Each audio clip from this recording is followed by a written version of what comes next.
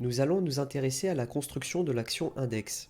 L'action index, c'est afficher la liste des postes. Donc c'est afficher cette page-là. Posons-nous la question, quelles sont les données de cette page? Les données de cette page, c'est la liste des postes.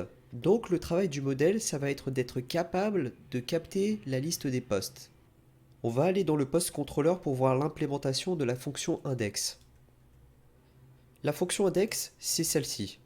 Et comme vous pouvez le voir, on a une ligne qui a priori fait ce qu'on a besoin. On peut penser que la ligne post égale à blog list post va nous permettre de capter l'ensemble des postes. Pour vérifier qu'on capte bien l'ensemble des postes, ce qu'on va faire c'est un IO inspect post.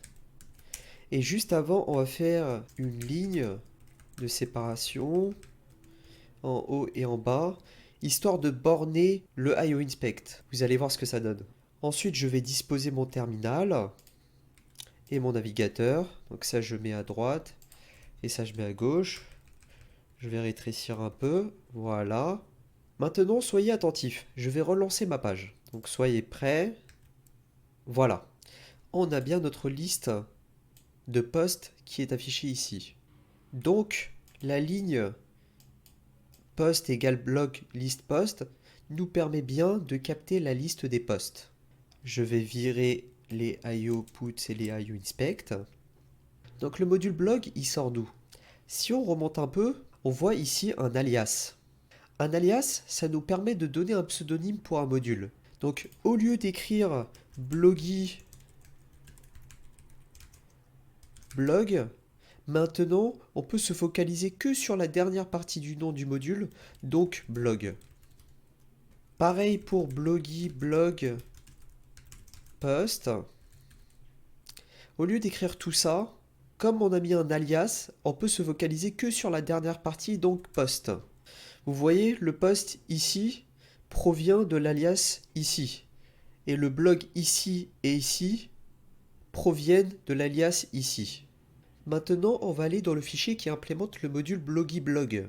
Pour ça, on va aller dans le dossier blogy, puis dans le fichier blog.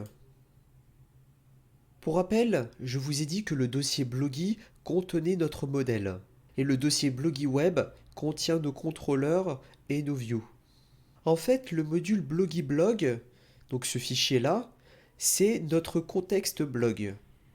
Si vous vous rappelez, lorsqu'on a utilisé le générateur Phoenix Gen HTML, on a mentionné notre contexte. Ici, ce module, c'est l'interface qui contient les fonctions pour manipuler les posts. Les posts sont relatifs au système de blog dans notre appli, donc c'est pourquoi on les a mis dans le contexte blog. Regardons les fonctions qu'on a dans ce fichier. On a une fonction list post qui nous permet d'avoir la liste des posts. On a une fonction getPost qui nous permet d'avoir un post spécifique. Ensuite, on a createPost pour créer un post. On a updatePost pour modifier un post. Et enfin, on a deletePost pour supprimer un post. On a aussi une fonction changePost, mais on ne va pas y prêter attention. Donc voilà. On a toutes les fonctions qui nous permettent d'interagir avec les posts. Maintenant, je vais vous montrer comment on va tester ces fonctions-là.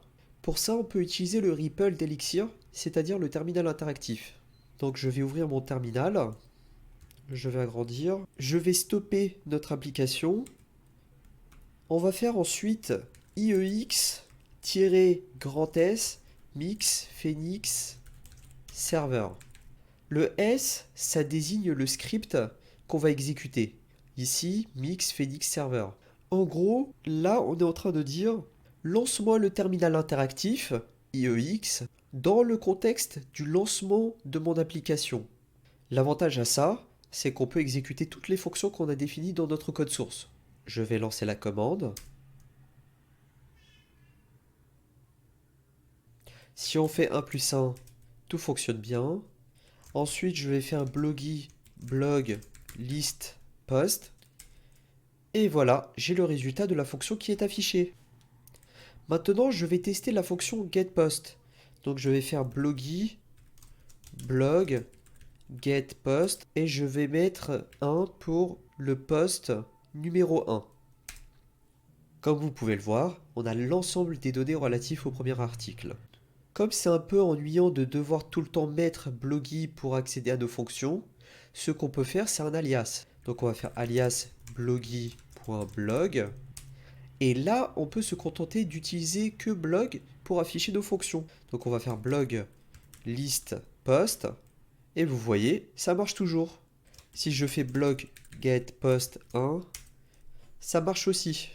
Je ne vais pas tarder plus longtemps sur comment on accède les données depuis la base de données. Pour ça, je vous invite à voir mes futures vidéos sur Ecto. Ecto, c'est la librairie qui permet d'interagir avec la base de données d'une application Phoenix. En tout cas, maintenant, vous savez où implémenter notre modèle.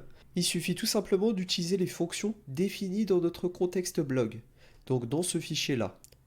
Maintenant qu'on sait comment notre contrôleur accède aux données nécessaires de l'action index, on va se demander comment intégrer ces données dans un template.